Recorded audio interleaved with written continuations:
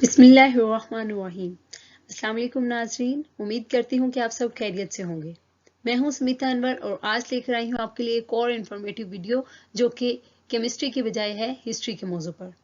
जी नाज़रीन, मेरी गुज़िश्ता वीडियो जो कि केमिस्ट्री से मुतल्लिक थी उसके बारे में कुछ व्यूज़ ये थे कि सभी लोग केमिस्ट्री के स्टूडेंट्स नहीं होते या सभी केमिस्ट्री को नहीं जानते और सब लोग इंग्लिश को इतने अच्छे से नहीं समझ सकते। इन दोनों मसाइल को ख़त्म करने के लिए मैंने आज उर्दू ज़ुबान का इंतखाब किया है और एक ऐसा मौजू चुना है जिसको जानना हर ख़ास अवाम के लिए ज़रूरी है। जी हाँ, हमारा आज का मौजू है बरसगीर में इशाते इस्लाम, स्प्रेड ऑफ इस्लाम इन सब कॉन्टिनेंट। ये मौजू क्यों अहम है? बीइंग मुस्लिम, बीइंग पाकिस्तानी, हमें अपनी तारीख़ के बारे में, अपने मज़हब के बारे में इल्म होना चाहिए। मैं अक्सर अपने स्टूडेंट से ये कहा करती हूँ कि अगर आप फिजिक्स में अच्छे नंबर नहीं ले सकते, इट्स ओके। केमिस्ट्री में आप एक अच्छे स्टूडेंट नहीं हो, आपकी ज़िंदगी गुजर जाएगी। मैथ्स आपको पसंद नहीं है, इट्स ओके, आप डिग्री फिर भी ले लोगे, पास हो जाओगे। लेकिन अगर आपको इस्लामियात, आपको मुतालिया पाकिस्तान के बारे में इल्म नहीं है, तो ये यकीनन आपकी तालीम पर, आपकी डिग्री पर एक सवालिया निशान होगा कि इस बंदे को अपने मुल्क के बारे में नहीं पता, इसको अपने मज़हब के बारे में नहीं पता। तो फॉर गॉड सेक स्टूडेंट्स, मैं आपको ये कहूँगी कि अपने अपने मज़हब को जानो, क्योंकि अगर इस्लाम को मुसलमान नहीं जानेंगे तो और कौन पढ़ेगा। अगर हम अपनी तारीख को नहीं जानेंगे और हमें इसके बारे में इल्म नहीं होगा तो और किसे इल्म होगा।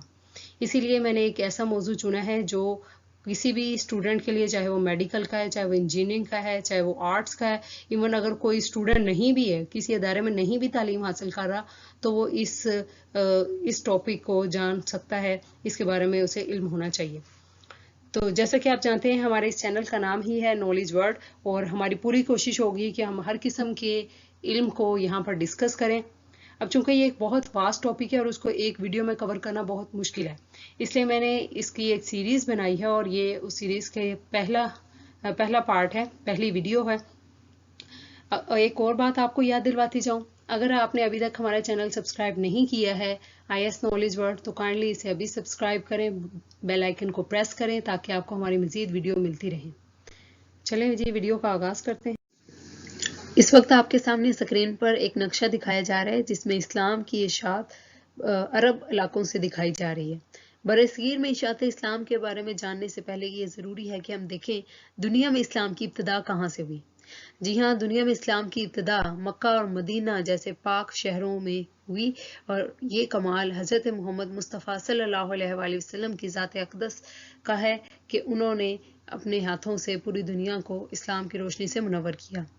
आप सल्लल्लाहु अलैहि वसल्लम का दौरे हुकूमत 622 से लेकर 632 सदी ईस्वी तक रहा, यानी 10 साल आपने मक्का, मदीना और इसके करीबी इलाकों ताइफ, शाम जैसे इलाकों को फतह किया। आपके बाद हज़रत अबू बकर रज़ियल्लाहु तआला अन्हु खलीफा अव्वल ने 2 साल तक मज़ीद फतूहात की और मज़ीद इस्लाम को फैलाया। उनके बाद हज़रत उमर फ़ारूक रज़ियल्लाहु तआला अन्हु का दौरे हुकूमत, दौरे खिलाफत आता है जो कि 634 से लेकर 644 सदी ईस्वी तक रहे।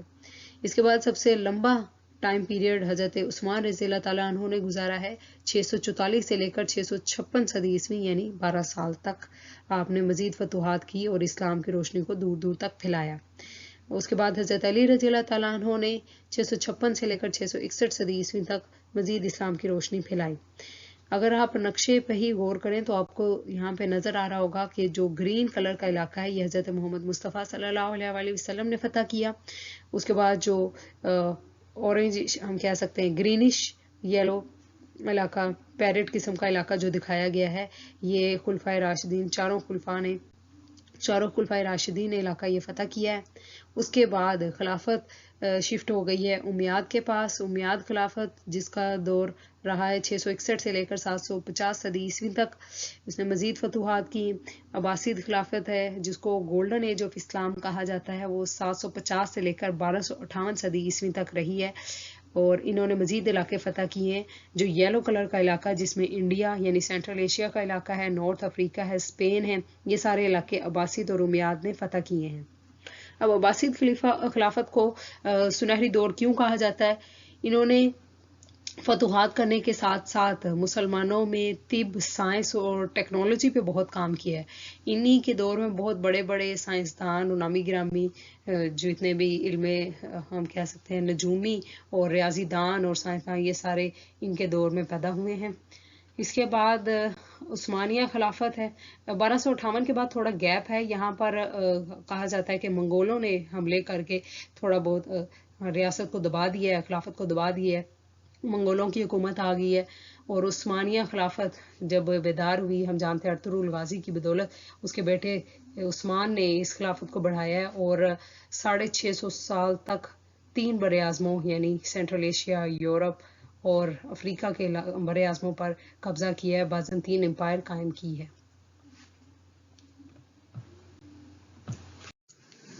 اگلے نقشے میں آپ دیکھ سکتے ہیں اسی چیز کو واضح کر کے دکھایا گیا ہے. بازنطین امپائر کا علاقہ کتنا بڑا ہے جو پرپلش آپ کو نظر آ رہا ہے, اور اسلام جو عرب علاقوں میں پھیلا ہے شروع میں, مکہ مکرمہ, طائف, یہ والا علاقہ گرین کلر سے دکھایا گیا. اب ہم چلتے ہیں کہ برصغیر میں کب اور کس طرح سے اسلام پھیلا. ابھی تک جو اسٹوڈنٹس کو یاد کروایا جاتا ہے یہ پتہ ہے کہ اسلام کی اشاعت ہوئی ہے جس سن 712 میں محمد بن قاسم لے کر آئے. یہ درست ہے لیکن پورا درست نہیں ہے, پورا سچ نہیں ہے.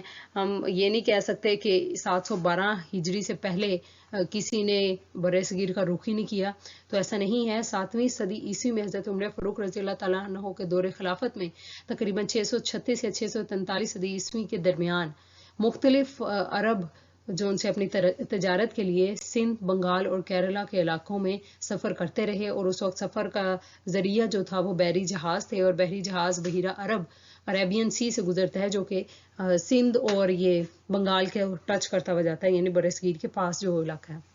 تو پہلا مارکا جو انڈیا اور عربوں کے درمیان یعنی ہندوستانوں اور عربوں کے درمیان ہوا وہ 643 صدی ہجری میں ہوا ہے, جس میں تھوڑی بہت فتوحات تو نہیں کہہ سکتے لیکن تھوڑی بہت جنگ آرائی ہوئی ہے.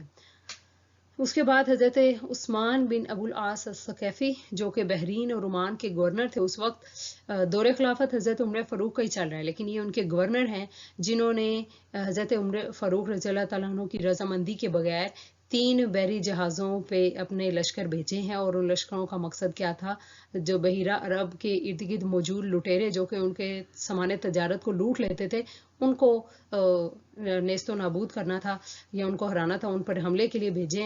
اور وہ 3 بھائیوں کو انہوں نے اپنے بھیجا تھا, ایک ممبئی کی طرف, ایک بروچ کی طرف اور تیسرا دیبل کی طرف. کچھ روایات میں آتا ہے کہ یہ تینوں جہاز جو ان سے ہے یہ اپنی مشن کو کامیاب کر کے لوٹے ہیں, اور کچھ روایات میں یہ ہے کہ دیبل کا علاقے کی طرف بھیجا جانے والا تیسرا بحری جہاز جو کہ مغیرہ کی سربراہی میں تھا اسے شکست ہوئی اور وہ دیبل کے مقام پر ہی مارا گیا. اس کے بعد ہم کہتے ہیں کچھ عرصہ گزرا, امیاد خلافت آئی ہے. جب امیاد خلافت کے سلطان عبد المالک کے دور میں حجاج بن یوسف جس کا نام بڑا سنا جاتا ہے, یہ ایک کمانڈر تھا, سپاہی کے عہدے پر کہہ سکتے ہیں, سپاہی سے کمانڈر اس کو بنا دیا گیا. اس کی اچھی صلاحیتوں کی وجہ سے, قائدانہ صلاحیتوں کی وجہ سے 692 to 694 2 سال کے لیے اس کو گورنر بھی مقرر کیا ہے, سلطان نے حجاز کا گورنر مقرر کیا ہے. اور مزید اس نے جب مختلف فتنے پیدا ہوئے تو اس نے ان فتنوں میں کو ختم کرنے میں امیاد خلافت کا بہت ساتھ دیا, جس کی اس کارکردگی کی بنیاد پر اس کو پروموشن دی گئی ہے. اور سلطان عبد المالک کا جو بیٹا الولید اول آیا ہے اس نے حجاج بن یوسف کو حجاز کی بجائے عراق کا گورنر بنا دیا ہے. 694 سے 714 کا عرصہ یہ عراق کا گورنر رہا ہے. اچھا, اب حجاج بن یوسف کے بارے میں ہمیں جو پتا ہے کہ یہ ایک بڑا نیک دل حکمران رہا ہے, اور اس نے مدد کے لیے بھیجا برصغیر میں اپنے بھانجے اور بھتیجوں کو, جو بھی میں آگے آپ کو بتاؤں گی. لیکن کچھ جگہوں پر اس کو لوگوں نے بہت ہی ہم کہہ سکتے ہیں ظالم قسم کا حکمران بنایا ہے, اور اس کو دہشت گرد کہا ہے کہ اس نے جو ان سے فتنوں میں ساتھ دیا ہے, یعنی اپنی سلطنت کو تو بچایا ہے لیکن بہت سارے مسلمانوں کا خون بہایا ہے. ایون اس نے خانہ کعبہ کی دیواریں گرائی ہیں, لاکھوں مسلمانوں کو شہید کیا ہے, اور حضرت عبداللہ بن زبیر اور ان کے بیٹوں کو بھی اس نے شہید کیا. تو اسی سے پھر آگے جا کے جب اس کی موت ہوئی ہے تو بہت ہی عبرتناک موت ہوئی ہے کہ جو کچھ کھاتا پیتا تھا اسے ذرا بھی ہضم نہیں ہوتا تھا, کیا آ جاتی تھی فوراً, اتنی سردی لگتی تھی کہ اتنے بڑے الاؤ جلواتا تھا آ کے, اس کے باوجود اس کی سردی نہیں رکتی تھی, اور یہی پیٹ کے کینسر اور پیٹ کے مرض کی وجہ سے اس کی موت ہو گئی. تو کہا جاتا ہے کہ اس کے اس ظلم و ستم کی وجہ سے اس کی اتنی عبرتناک موت ہوئی. خیر, ہم دیکھتے ہیں अच्छा, 712 हिजरी में अरब हमलों का इंतकाम लेने के लिए दरियाए सिंध के किनारे बसने वाले बहरी डाकुओं से छुटकारा पाने के लिए ये बहरी डाकू जो थे उन्होंने श्रीलंका से आने वाले एक जहाज को लूटा। अब ये वो कहानी शुरू हो रही है कि किस तरह मोहम्मद बिन कासम आया है सिंध में, उसके लिए पीछे सिनेरियो क्या था वो बताया जा रहा है कि एक श्रीलंका से जहाज आ रहा है जिसमें मुसलमान बेवा खवातीन, यतीम बच्चे, गुलाम, गवर्नर इराक के लिए तहाइफ भेजे जा रहे थे। वो अरब का जहाज था और गुजर रहा था यहाँ से कि बहरी डाकुओं ने उसे लूट लिया। अब उन बहरी डाकुओं ने जब लूटा तो उन्हीं में मुस्लिम खवातीन भी थी। एक मुस्लिम खातून जो बेवा खातून थी उसने हजाज बिन यूसुफ को ख़त लिखा है और बड़े ही उसने दिल दहला देने वाले अल्फाज इस्तेमाल किए हैं और मदद के लिए पुकारा है। और उस ख़त को पढ़ने के बाद हजाज बिन यूसुफ ने अपने मुख्तलिफ लश्कर भेजे हैं। पहले उसने कहा है कि राजा दहर जो सिंध का उस वक्त का राजा था, हिंदू राजा था, उसको हजाज बिन यूसुफ ने खत लिखा और कहा कि इन लोगों को आज़ाद कर दो और इनका नुकसान पूरा करो। लेकिन राजा ने इनकार कर दिया, कहा मैं नहीं कर सकता, मेरी फौज उनका मुकाबला नहीं कर सकती। हजाज बिन यूसुफ ने अपने फिर लश्कर भेजे हैं काफ़ी ज़्यादा इसको ख़त्म करने के लिए, लेकिन उसे भी कोई खातिर ख्वाह कामयाबी ना मिली। आखिर पे उसने अपने बहुत ही काबिल भांजे जिसकी उम्र 17 साल थी, जो उसका भांजा भी था और उसका दामाद भी था, वो मोहम्मद बिन कासम को इस हमले से निजात पाने के लिए रवाना। मोहम्मद बिन कासम 694 सदी ईस्वी में अरब में पैदा हुआ। इनका ताल्लुक काफ़ी कबीले से था। 712 हिजरी में अरब हमलों के जरिए मोहम्मद बिन कासम के हाथों ही सिंध यानी दीबल फतह हुआ। अब इसीलिए बरसगीर के इस इलाके सिंध को बाबुल इस्लाम कहा जाता है, क्योंकि इस्लाम यहीं से बरसगीर में दाखिल हुआ। अपनी फतूहात के साथ साथ मोहम्मद बिन कासम ने न सिर्फ सिंध को फतह किया बल्कि करीबी बड़े शहरों बरहमाबाद जो कि रोहड़ी की करीब है और मुल्तान के इलाके और लाहौर तक रसाई हासिल की। इन हिस्सों को भी फतह करके अपनी फतह को 715 में मुकम्मल किया, यानी 3 साल तक इन इलाकों पर अपनी हुकूमत कायम की। यहाँ पर एक और अहम लफ्ज़ बताया जाए कि फ्रंटियर ऑफ अल हिंद, ये एक टाइटल है, यानी हिंद की सरहद कहा जाता है अफगानिस्तान के इलाके ज़बलस्तान और मकरान जो कि सिंध के पास है। इन दो इलाकों को हिंद की सरहद कहा जाता था। यहाँ से शुरू होता था हिंदुस्तान का इलाका। दाखिला उसका मकरान के रास्ते हुआ है, दीबल। उसके बाद रावल के मुकाम पर राजा दहर की फौज से इसका सामना हुआ। सख्त जंग हुई। दहर भी एक जाना माना सिपाही था और एक अच्छा लीडर भी होगा उनके लिए, हिंदुओं के लिए। उसके साथ बड़ी बहादुरी से जंग लड़ी, लेकिन फाइनली दहर को शिकस्त हुई और उसकी मौत हो गई मोहम्मद बिन कासम के हाथों। इस तरह मोहम्मद बिन कासम ने पूरे सिंध पर कब्जा कर लिया और अपनी एक मुस्लिम रियासत कायम की। अब चूंकि वहाँ के जो लोग थे सिंध के वो गरीब थे और वो उनको अपना ज़रिए माश भी चलाना था, तो मोहम्मद बिन कासम ने इस्लाम की भी इशाअत की और अपने हुस्न इखलाक से उन लोगों को कायल किया और कई लोग जो उनसे मुसलमान हो गए और जो नहीं हुए थे हिंदू राजे या हिंदू जो उनके हम कह सकते हैं जो मंदिर के होते हैं पूजा पाठ वाले जो उनको जिजिया दिया जाता था, यानी कि उनको फोर्स नहीं किया गया कि आप हमारे मज़हब में शामिल हो जाएं। उनको जिजिया दिया जाता था, उजरत दी जाती थी और जो लोग इस्लाम में आ रहे थे उनको वेलकम किया जा रहा था। तो इस तरह से काफ़ी अच्छे रवायत रखी गई और कई मुसलमानों को और कई हिंदुओं को फ़ौज के अंदर भर्ती भी कर लिया गया। जैसे जैसे मुसलमानों की हुक्मरानी मजबूत होती गई तो मुसलमान इक़्तिदार यानी अरबी ज़ुबान और रवायात और सकाफ़त ये फैलने लग गई। हिंदू और मुसलमानों के दरमियान जो चकपलश थी या जो नफरत थी वो थोड़ी कम होने लगी और एक दूसरे से वो इल्म रियाजी, तिब, इल्म नजूम इन जैसे मज़ामीन पर आपस में डिस्कशन करने लगे और इन मज़ामीन को बहुत तरक्की मिली। हजाज बिन यूसुफ और उमैयाद खलीफा अल वलद, ये दूसरी तरफ का सीन है कि हजाज बिन यूसुफ और उमैयाद खलीफा अल वलद जिसके इन दोनों की मौत हो चुकी थी और इनकी मौत के बाद नया खलीफा सुलेमान बिन अब्दुल मालिक अरब में मुकर्रर हुआ और इसे अपॉइंट करवाया है हजाज बिन यूसुफ के दुश्मनों ने। अब हजाज बिन यूसुफ के दुश्मनों ने चूंकि एक नया सुल्तान मुकर्रर करवाया है, नया खलीफा मुकर्रर करवाया, तो हजाज बिन यूसुफ की पुरानी जो सकाफत है उनको भी ख़त्म करेंगे। जिस तरह के जनरल मोहम्मद बिन कासम, नौजवान जनरल मोहम्मद बिन कासम जो कि हजाज बिन यूसुफ के कहने पर सिंध में दाखिल हुआ था उसको वापस बुलवा लिया गया है और हिंदुस्तानी रियासत पर हमले की मंसूबाबंदी वो अभी मजीद कर रहा था, आगे बढ़ने की कोशिश कर रहा था। हो सकता है अगर जनरल मोहम्मद बिन कासम वहाँ पर 3 साल से ज़्यादा अरसे तक बरसगीर में रहता था, पूरे बरसगीर में इस्लाम फैल चुका होता, लेकिन ऐसा मुमकिन ना हो सका। नया खलीफा सुलेमान बिन अब्दुल मालिक ने उसे कासिद के हाथों पैगाम भिजवाया कि इसे वापस लेकर आया जाए और उसके पास कोई चारा नहीं था। सभी लोग बहुत गमनाक थे क्योंकि मोहम्मद बिन कासम के इखलाक से और इसकी कायदाना सलाहियतों से बहुत खुश थे। वो नहीं चाहते थे कि हमारा हुक्मरान वापस जाए और हमें फिर से एक जालिम राजे के हाथों सुपुर्द किया जाए या उसके पास उसके सहारे पर छोड़ दिया जाए। खैर उनकी दुआओं का भी असर नहीं हुआ। वापसी के फौरन बाद ही जनरल मोहम्मद बिन कासम को मौत के घाट उतार दिया गया।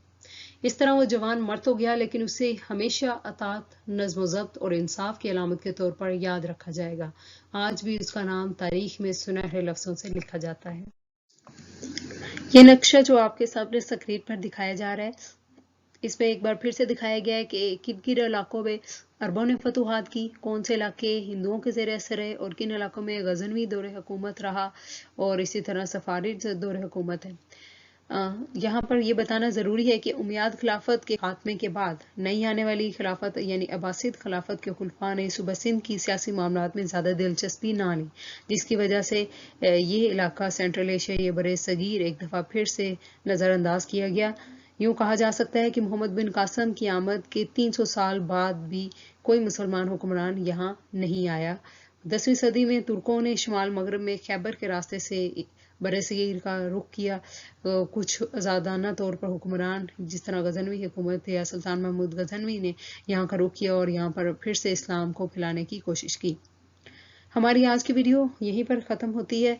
चूँकि ये एक बहुत वसी मौजू है और एक वीडियो में इसको कवर करना बहुत मुश्किल है। ये पार्ट 1 था इस सीरीज़ में। इंशाल्लाह पार्ट 2 में हम गजनवी दौर हुकूमत और मज़ीद दौर हुकूमत को डिस्कस करेंगे। उम्मीद करती हूँ कि आपको आज की वीडियो पसंद आई होगी। अगर पसंद आई हो तो लाइक का बटन दबाते हुए बिल्कुल ना हिचकिचाइएगा, और अगर आपको पसंद नहीं आई तो आप डिसलाइक करने का हक रखते हैं। लेकिन ज़रूरी है कि आप कमेंट में मेंशन करें कि आपको क्या चीज़ पसंद नहीं आई, ताकि मैं उसको अपनी नेक्स्ट वीडियो में कवर कर सकूँ। शुक्रिया, अपना बहुत सारा ख्याल रखिएगा। अल्लाह हाफिज़।